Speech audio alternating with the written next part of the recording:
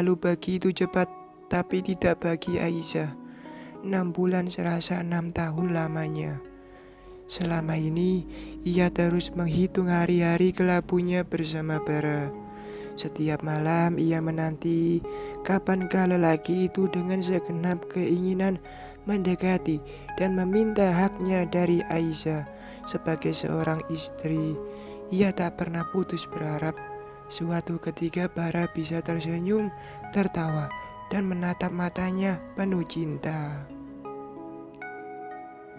Apapun itu, segala doa ia langitkan, pun bermacam upaya ia lakukan.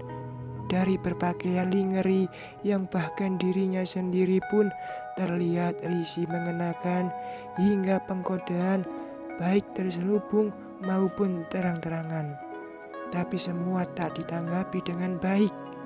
Aisyah terkalahkan oleh rasa yang terpelihara dalam kebersalahan. Memang setelah kepulangan mereka dari villa tempo hari, Bara terlihat lebih pemurung, tersenyum dan berbicara seadanya. Perpaduan rasa bersalah dan rasa tak sanggup melupakan tengah menguasai hati dan pikiran lelaki itu.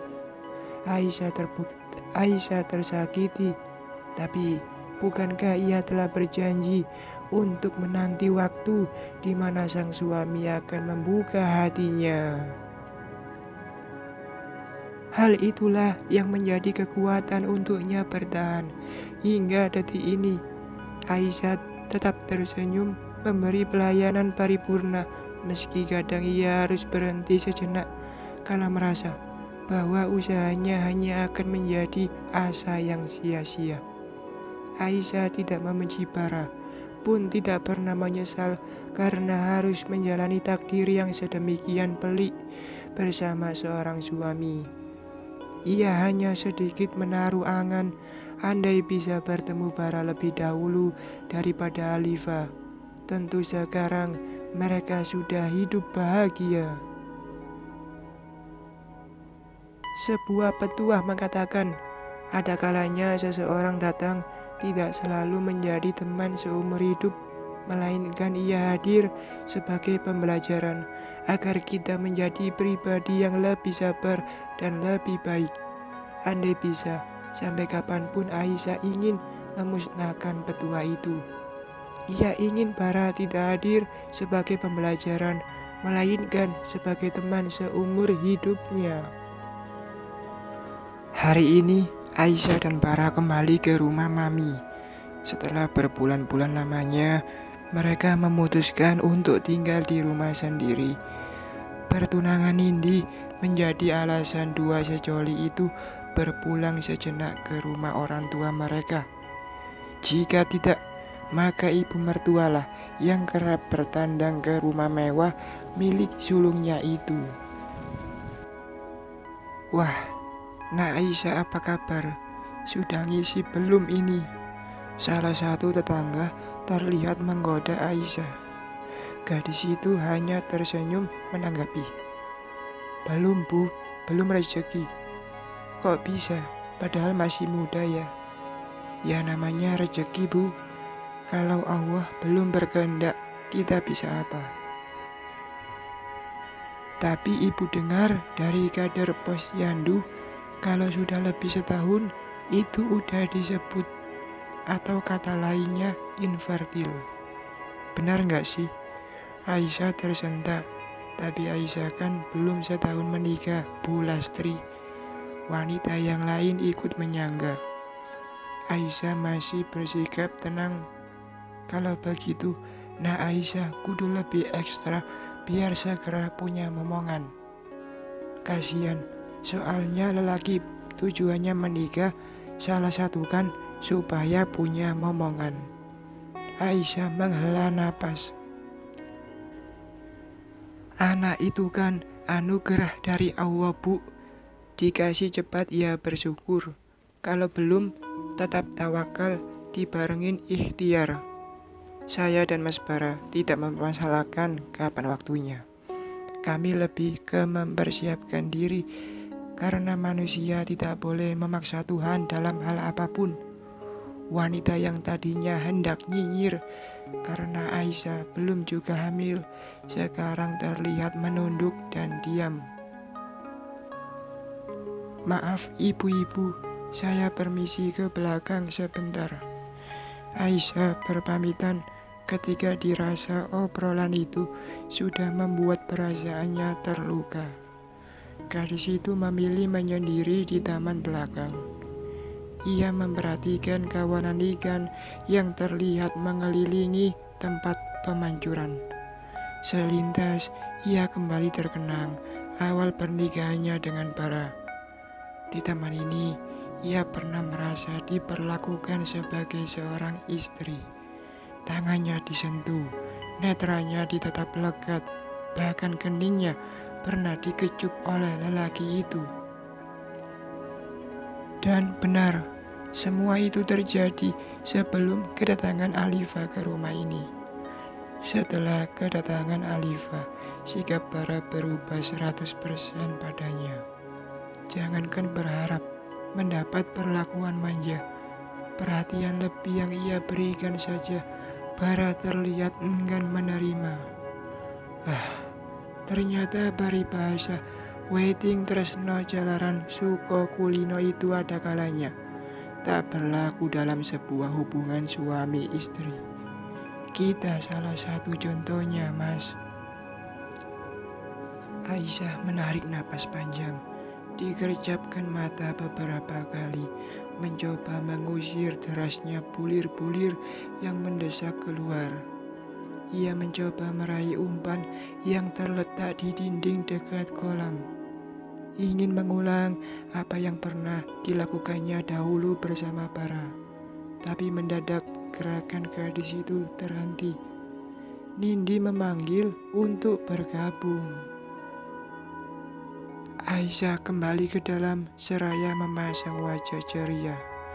Di atas karpet putih berbulu tebal yang dilatar belakangi backdrop simpel bernuansa krim putih. Semua telah siap untuk diabadikan dalam selembar foto. Di sana ada suamiku, Mas Bara, Mami, Nindi, dan Roy, sahabat Mas Faiz yang ternyata akan menjadi calon suami adik iparku. Sungguh, jika dipikir-pikir, dunia amat sangat sempit. Aisyah berjalan cepat, lalu berdiri di sebelah Bara. Terasa melayang tubuhnya ke angkasa, kala lengan kekar suami merangkul pinggang saat belis kamera menerpa wajah. Senyumnya terkembang, gunda yang melebihi tingginya gunung Krakatau lebur sudah.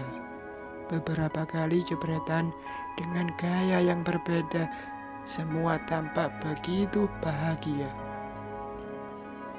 "Mi, Mas Faiz telepon." Nindi menjerit kegirangan, mengalihkan keharuan yang tengah membalut perasaan Aisyah ketika Bara mengajaknya foto berdua. "Assalamualaikum, Mas Faiz." "Waalaikumsalam, Nindi." "Mas kok nampak kurusan? Mas pasti makannya nggak teratur ya?" "Mas bukan kurusan, Di. Mas lagi proses membentuk tubuh. Mas lagi persiapan mau ikut pendidikan perwira akhir tahun ini." "Ciile, Mas, kawin dulu nggih, baru mikir pangkat." Kawin, gampang itu. Udah dapat tapi kan, Mas." "Apanya? Calon?" Faiz tersenyum menanggapi. Wajahnya yang tampak pada video call digawe Nindi tak sengaja terlihat oleh kedua netra Aisyah. Kali ini gadis itu tak lagi menunduk atau memalingkan wajah. Ia merasa sudah cukup membentengi di hatinya dengan cinta pada suami.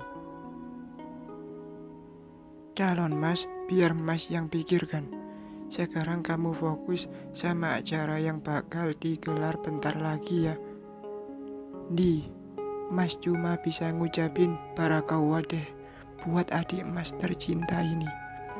Insya Allah pesta pernikahanmu nanti Mas usahakan pulang." "Iya Mas, makasih ya Mas." Rio mana, Ndi? Mas mau beri wejangan. Bentar. Nindi memberikan ponselnya pada Rio. Halo, Komandan. Yo, kamu jaga adikku baik-baik. Jangan sakiti dia. Setia, jangan mendua. Atau ku turunkan pangkat jadi security. Hihihi. Siap laksanakan, Dan. Ada lagi, Dan. Sebelum nikah, jangan kamu boncengin adikku. Ku haramkan kamu menyentuhnya sebelum akad terucap. Siap 45, Dan. Aisyah tersenyum mendengar guyonan Faiz. Tak bisa ia sangka, di mana ada Faiz, di situ ada keceriaan. Pemuda itu punya magnet tersendiri untuk membuat siapapun yang ada di dekatnya merasa bahagia dan nyaman. Nindi kembali mengambil gawainya dari Rio dan memberi benda itu pada Mami. Assalamualaikum, Ibunda. Apa kabar, Mi? Faiz, Mami rindu, Nak. Mami tak dapat menahan derayan air matanya. Wanita itu menangis. Faiz juga rindu, Mi. Terdengar di seberang sana. Suara Faiz pun bergetar. Kapan pulang, Nak? Segera, Mami sayang. Jaga kesehatanmu ya, Nak. Jangan telat makan. Sholat tepat waktu. Tidur yang cukup. Itu rambutnya dipangkas sedikit biar rapi. Jambangnya ditipisin. Kamu udah gak mirip polisi lagi, Le. Malah mirip model. Hihihi. Iya, Mi. Kamu mau bicara sama Mas Bara? Boleh, Mi. Jantung Aisyah berdegup seiring langkah Mami yang mendekati suaminya.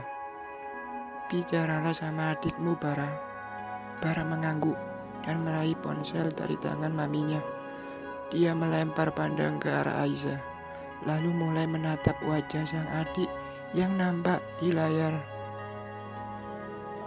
Apa kabar, Dik? Alhamdulillah baik, Mas. Terlihat Faiz mencuri pandang menatap gadis di samping abangnya. Hanya sekejap kedipan mata, pandangannya langsung teralih. Mas Bara sekeluarga gimana kabarnya? Kami sehat, Is. Kamu baik-baik di sana ya, Dik. Mas doakan apapun yang kamu impikan bisa segera terwujud. Amin. Makasih, Mas. Bara menutup sambungan telepon lalu menyerahkan benda pipi itu pada Nindi. Udah, Mi, jangan sedih. Faiz sehat banget itu. Nampak aura wajahnya benar-benar gak ada beban. Bara mencoba menenangkan maminya yang masih menyeka air matanya. Iya, Mami cuma kepikir aja. Kasihan adikmu. Dari dulu gak pernah lama hidup sama Mami. Yang sekolah minta masuk pesantren, yang maunya tamat pesantren, ikut pendidikan polisi, sekarang malah dilempar ke pulau lain. Nanti pulang ke Jawa sudah bawa istri. Entah kapan Mami bisa bahagiain dia. Bara dan Nindi terkekeh berbarengan. Jika semasa kecil, Bara kerap mengamuk tiap kali Mami memanjakan Faiz berlebihan setelah dewasa. Hal itu malah menjadi lelucon buatnya. Mi, ada juga dari di dalam kandungan Mami udah bahagiain Faiz. Kasih ibu itu tak terhingga, jauh pun tetap dia rasa.